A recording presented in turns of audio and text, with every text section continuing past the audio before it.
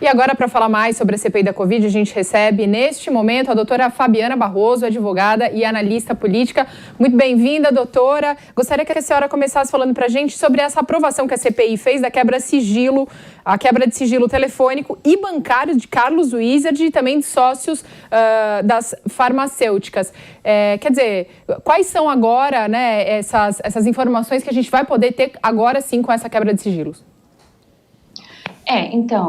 O caminho que está indo essa CPI, que é totalmente politizada, não tem nem dúvida disso, mesmo porque é feita por parlamentares, né? Eu não sou muito adepta de CPIs para investigar, eu sempre digo aqui, já participei outras vezes e deixo bem enfatizado que nós temos meios para investigação próprios, mas o que é interessante, né? Foi aprovada essa quebra de sigilo de empresários que, ao tudo indica, cooperaram com o governo de alguma forma e nós que estamos de fora, até me tirando aqui da figura de advogada, o que a gente observa é que existe uma tentativa de criminalização de apoiadores do próprio governo, né? A gente está vendo isso bem claramente. Então, quando é decretada essa quebra de sigilo e tudo mais do Wizard, nós vemos que ele já passa realmente a condição de investigado. Aí, no mesmo sentido, o que eu estou dizendo, entendeu o ministro Roberto Barroso, porque ele, ao conceder o HC que ele concedeu, foi exatamente com isso, né? Já dizendo realmente que ele é investigado, porque até isso essa CPI não faz. E essa pequena reportagem que vocês acabam de mostrar, nós vemos como são, assim, antagônicos e conflituosos o que eles mesmos dizem, né? Uma hora o Omar Aziz ali, ele diz, né, nós pedimos aqui um documento e o documento estava no portal da transparência e veio como sigiloso. Eu teria vergonha de dizer isso como alguém que faz parte dessa comissão e dizer que não verificou que o documento já estava no portal da transparência, né? Então, a gente vê que existe essa bagunça mesmo. Eu acho legítima a indagação, né, também do senador perguntando quais os limites, porque sim, eles podem cometer crimes, né? Isso está previsto em lei e também tem uma parte interessante do Randolph Rodrigues quando ele diz que não se pode, de forma nenhuma, tirar o sigilo de questões relacionadas aos estados e municípios, porque teria investigação própria. Mas a gente acompanhou também alguns casos que têm investigação própria e que, mesmo assim, foram retirados sigilos, né? Doutora então, a gente vê que é mais político do que jurídico. Sim. Doutora Fabiana, muito bom dia. William Travassos falando. A palavra bagunça, ela vai reverberando na minha cabeça e a percepção que a gente tem é essa quando olha para a CPI da Covid, né? Ou para o setor público. Porque o que define o que é um documento sigiloso? O que é público e o que é privado para uma empresa pública ou para um departamento público? Como é que a gente consegue classificar isso? E aí a gente observa essa confusão que acontece dentro da CPI. Perfeito, Travassos. Mesmo porque eu vi também o Randolph Rodrigues dizendo a empresa privada tem documentos sigilosos. Pois é, né, também tem. Preciso lembrar que a nossa legislação, ela nos protege como indivíduos e também como pessoa jurídica, né? Então, essa quebra de sigilo de empresas privadas e públicas, as públicas, elas têm que dar transparência, mas, no entanto, nesse diazepão aí da pandemia, não temos acompanhado essa transparência que deveria, isso sim é lei, isso está na lei de transparência.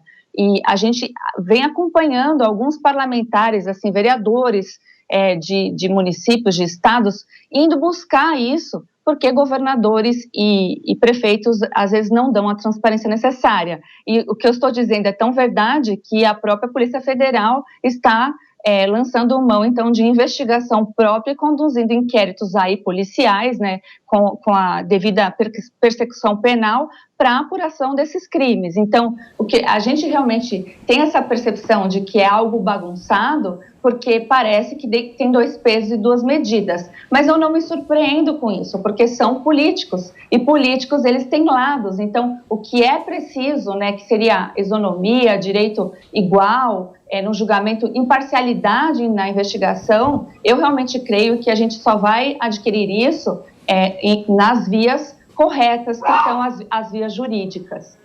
Doutora, hoje estava previsto o depoimento do empresário Carlos Wizard, que não foi, né? Ele se encontra nos Estados Unidos e disse que não poderia ir porque está acompanhando alguns familiares que estão doentes. Agora, pergunto, hoje o Omar Aziz, na abertura da CPI, falou justamente que assim que Carlos Wizard pisar no Brasil, primeiro, o seu passaporte vai ser retido e, segundo, vai haver uma condição coercitiva dele para que ele seja levado a depor na CPI. Isso é possível? É exatamente o que eu estou dizendo, né? São pessoas comuns, tudo bem, um empresário bem-sucedido, um apoiador claro ao presidente Bolsonaro, que cooperou, ao que tudo indica, está sendo tratado como se criminoso fosse. Então, a gente precisa lembrar aqui de criminosos mesmo, condenados, que talvez não tenha esse tratamento, mas é preciso dizer também que essa determinação terá que ser da justiça. Então, ele vai caminhar um ofício para um juiz federal para pedir isso, né? E aí nós vamos ter que acompanhar o desdobramento da justiça, voltando se pode ou não fazer isso. Pelo que eu estou entendendo, ele realmente deve estar acompanhando um familiar por algum tratamento, como foi dito. Seus advogados estão cuidando e até judicializando no Supremo. Então, assim, não me parece que seja má vontade e que precisa realmente desse tipo de tratamento, mesmo porque a CPI está ouvindo muitas pessoas e ela poderia, então, ouvir outras pessoas no lugar e se acertar de uma forma menos constrangedora para todos, né, a presença desse empresário que é o Carlos Wizard. Doutora, me perdoe, eu vou fazer uma pergunta de leigo mesmo. Ontem eu ouvi do ex-governador do Rio de Janeiro, Wilson Witzel, ele falando que ele daria um depoimento sigiloso aos juízes daquela CPI, somente a esses juízes que são capazes de avaliar e julgar. Porém, ontem eu vi o relator e quando nós levantamos o nome de Carlos Gabas, consórcio Nordeste, houve uma grande movimentação e nós vimos, por exemplo, Renan Calheiros, o relator, que tem um filho que hoje é governador, votando para a aprovação de Carlos Gabas. Ele não estaria impedido legalmente? Estou perguntando como leigo. Completamente, né, William?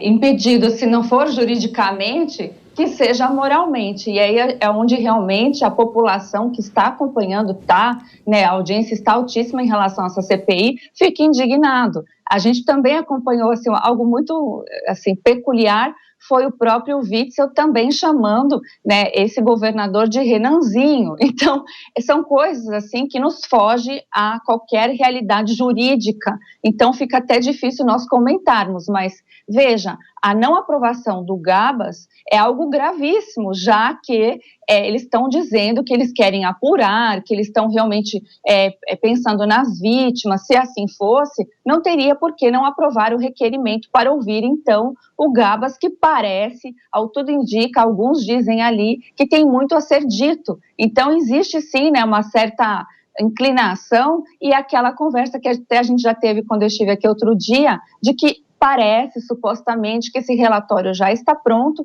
e que só eles estão levando, então, para ser ouvido aqueles que vão cumprir o que está descrito nesse já suposto relatório e já julgado, né? E a questão do Renan Calheiros nos foge mais ainda a qualquer razoabilidade, porque é um político que é formalmente investigado, tem casos no Supremo e também há realmente essas denúncias, né, em relação ao filho dele. Então, eu acho isso bem grave no plano de fundo de um Brasil que está tentando se livrar de pessoas e políticos que são corruptos e que desviam verbas públicas num momento tão delicado quanto esse, que é da nossa pandemia aqui, e dessas verbas tão essenciais para que os brasileiros perseverem e fiquem bem, né? Doutora, o William acabou de citar a frase, né, William, juízes, né, desse Sim. tribunal. Na sua opinião, essa CPI está virando um tribunal político?